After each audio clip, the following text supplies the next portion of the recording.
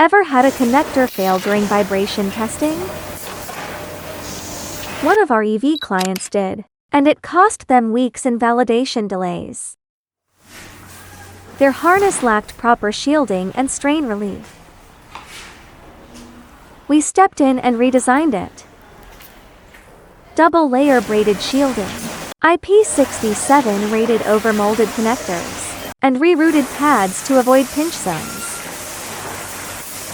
Plus, we added molded grommet for long-term flex relief.